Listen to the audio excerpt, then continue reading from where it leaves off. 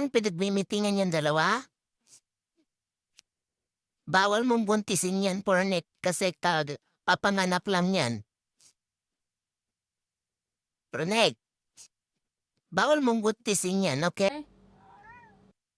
Bawal nga. Di mo nga siya pwedeng galawin.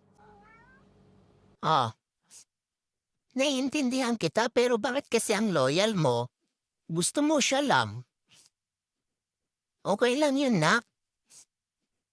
Basta ikaw, okay lang. Okay lang yun.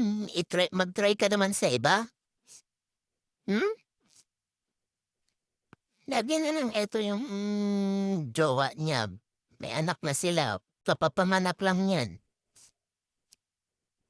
Na? Bakit yan ang gusto mo palagi, si Mika? Hmm.